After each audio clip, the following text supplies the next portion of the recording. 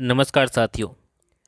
तो देखिए, आज की इस वीडियो में हम चर्चा करने वाले हैं ई श्रम कार्ड के बारे में। तो ई श्रम कार्ड के कौन कौन से फ़ायदे हैं, ई श्रम कार्ड कौन कौन बनवा सकता है, क्या इसकी योग्यता है बनाने के लिए, और कितना पैसा आपको मिलेगा अगर आप ये ई श्रम कार्ड बनवाते हो तो, और इस कार्ड की वैधता कितनी है, कितने साल तक ये कार्ड वैलिड रहता है, उसके बारे में हम जानेंगे। और आवश्यक दस्तावेज कौन कौन से हैं कार्ड बनवाने के लिए। तो इन तमाम मुद्दों को लेकर के आज की इस वीडियो में हम चर्चा करने वाले हैं। तो अगर आप इस योजना का लाभ लेना चाहते हैं तो एक बार इस वीडियो को आप कंप्लीट वॉच करें ताकि आपके मन में कोई भी शंका ना रहे, ठीक है।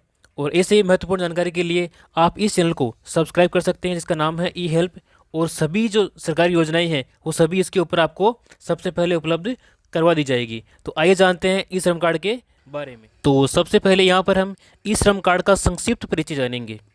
देखिए, ये जो कार्ड है वो श्रम और रोजगार मंत्रालय के द्वारा प्रदान किया जाता है और इसका पोर्टल का नाम है ई श्रम पोर्टल। यहाँ पर आपको इसकी संपूर्ण जानकारी दिखाई देगी। जो आपको कार्ड दिया गया है उसका नाम है UAN, यानी कि इस योजना में आपको UAN एक कार्ड दिया जाएगा जिसका पूरा नाम है यूनिक आइडेंटिफिकेशन नंबर। लॉन्च करने वाले हैं प्रधानमंत्री श्री नरेंद्र मोदी, और इसकी जो आधिकारिक वेबसाइट है वो वेबसाइट है eShram.gov.in।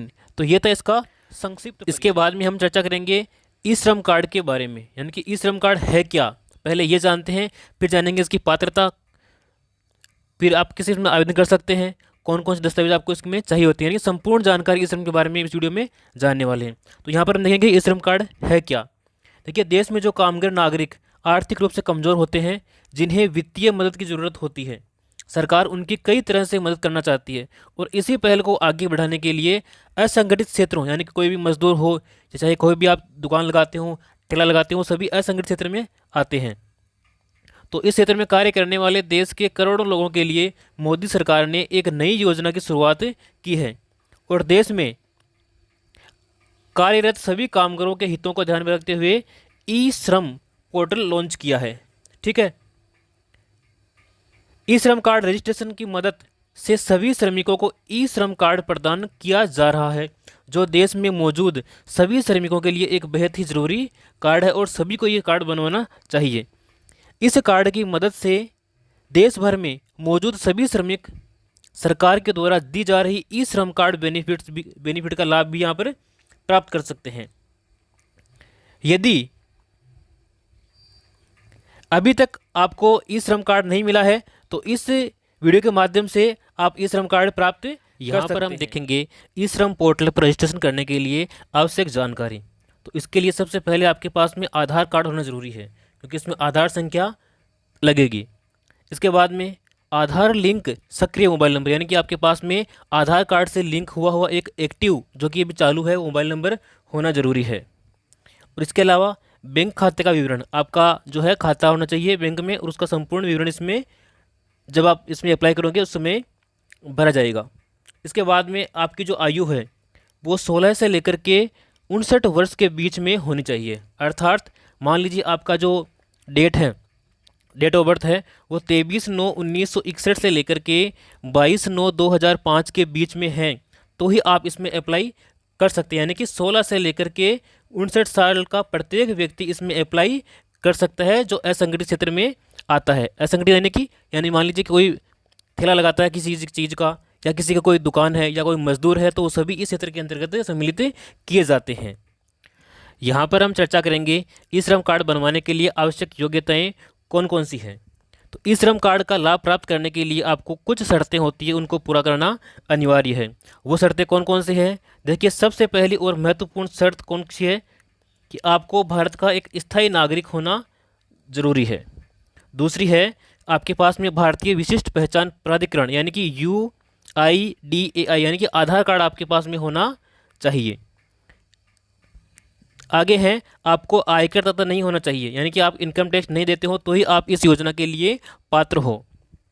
लाभार्थी की जो आयु है वो 16 से लेकर के 59 वर्ष, यहाँ पे 60 नहीं है, 59 वर्ष के बीच में आपको होना अनिवार्य है, जो कि मैंने अभी बताया था आपको। इसके अलावा ई श्रम पोर्टल में ई श्रम कार्ड योजना के लिए पंजीकरण शुल्क CSC में प्रति पंजीकरण 20 रुपये लगेगा, जबकि आवेदन शुल्क मुफ्त है। अर्थात जब आप अप्लाई करेंगे, फॉर्म भरेंगे उसमें, तो आपके लिए आपसे कोई फीस नहीं लगेगी। लेकिन जो पंजीकरण करने वाला है, जो ई मित्र वाला है, वो आपसे केवल 20 से लेकर के 50 रुपये के मध्य में आपसे आवेदन शुल्क ले सकता है।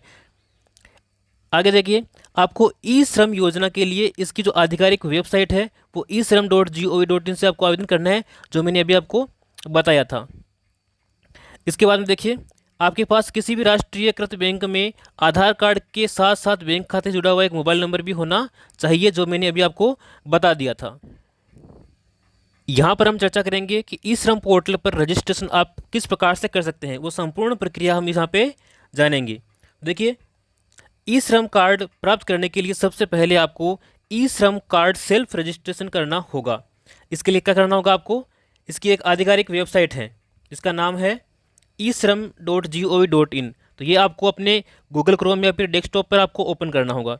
इसके बाद में आपको होम पेज दिखाई देगा, यानी एक पेज आपके सामने ओपन होगा, उस पर आपको रजिस्टर ऑन ई श्रम इस प्रकार से एक टैब दिखाई देगा, एक बटन दिखाई देगा, तो उसके ऊपर आपको क्लिक करना है।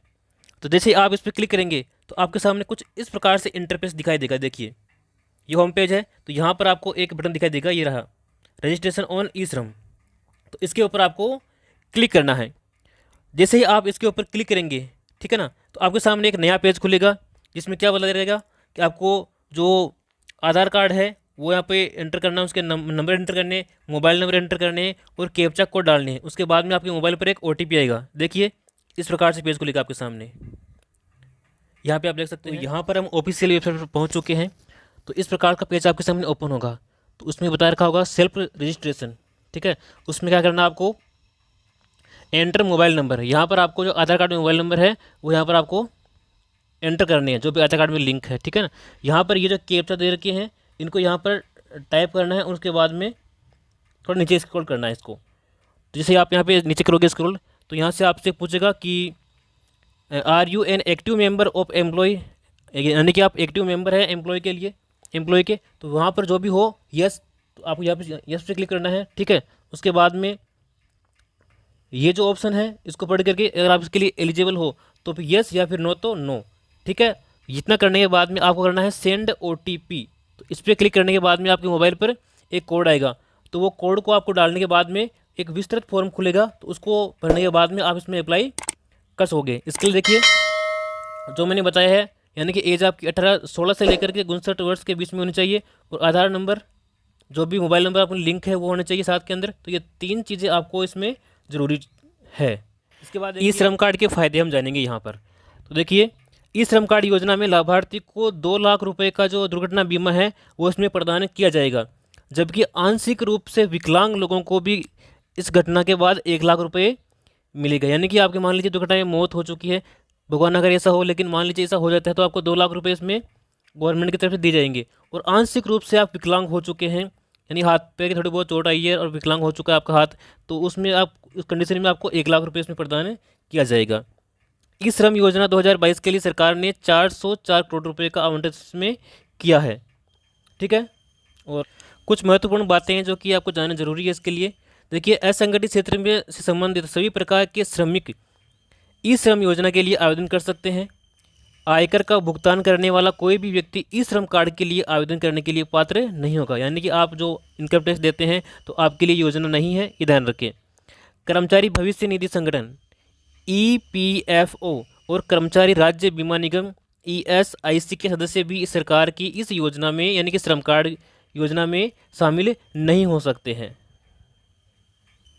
इसके अलावा सरकार ने यह भी घोषणा की है कि जो मजदूर इस पोर्टल पर रजिस्ट्रेशन करवाएंगे उन्हें और भी कई सारी योजनाओं का जो लाभ है वो तुरंत प्रदान कर दिया जाएगा, जिसमें प्रधानमंत्री श्रम योगी मानधन योजना यानी कि PMSYM, प्रधानमंत्री सुरक्षा बीमा योजना PMSBY और प्रधानमंत्री जीवन ज्योति बीमा योजना PMJJBY। तो इन सभी योजनाओं में उनको शामिल किया जाएगा, इन सभी का लाभ उनको तुरंत ही प्रदान कर दिया जाएगा। तो यहाँ पर हम आपके मन में उठने वाले सभी सवालों को संतुष्ट करने वाले हैं। देखिए, कई लोगों के मन में सवाल उठता है कि इसके लिए आयु क्या है, तो मैंने बता दिया आपको, आयु जो है वो 16 से लेकर के 59 वर्ष के बीच में आपको होनी जरूरी है, तभी आप इसके लिए पंजीकरण कर सकते हैं। इसके अलावा कई व्यक्ति पूछते हैं कि इसकी वैधता कितनी है। देखिए, वैधता इसकी आजीवन है। अगर आपने एक बार ये कार्ड बना लिया है तो इस कार्ड की वैधता जो है वो आपकी आजीवन रहेगी, ठीक है। और जो दस्तावेज जो बता दिए मैंने आपको, दस्तावेज में आधार संख्या है, मोबाइल नंबर आधार से लिंक होना चाहिए, बैंक खाता। यदि किसी कार्यकर्ता के पास आधार से जुड़ा मोबाइल नंबर नहीं है तो वह निकटतम CSC पर जाकर जो है बायोमेट्रिक प्रमाणीकरण के माध्यम से पंजीकरण कर सकता है। तो ये एक सुविधा दी है। मान लीजिए आपके पास आधार कार्ड नहीं है तो आप बायोमेट्रिक से भी, यानी कि अपना अंगूठा या कोई भी अंगुली लगा करके भी इसमें पंजीकरण करवा सकते हैं।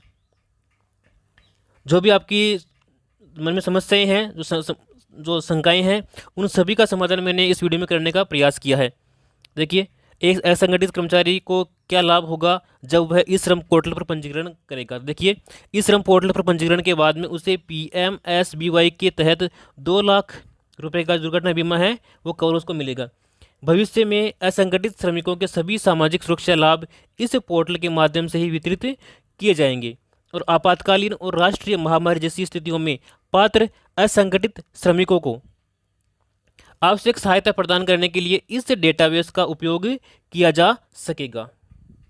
वो पंजीकरण कैसे करना है वो मैं बता ही दिया आपको, तो वहाँ जाकर के आप इसका पंजीकरण कर सकते हैं। ये थी ई श्रम कार्ड के से जुड़ी संबंधित जानकारियाँ। अगर आपको मन में कोई भी डाउट है तो आप कमेंट बॉक्स में ज़रूर लिखें, आपके सभी समस्याओं का समाधान मैं करने के लिए प्रतिबद्ध हूँ। तो देखिए, अगर आपको ऐसे महत्वपूर्ण जानकारी और चाहिए तो आप इस वीडियो को अधिक से अधिक शेयर करें और ये जो चैनल है इसको सब्सक्राइब करके रखें ताकि सभी सरकारी योजनाओं जानकारी आप तक समय पर पहुंच सकें। तो मिलते हैं अपने अगले वीडियो में, तब तक के लिए जय हिंद जय भारत।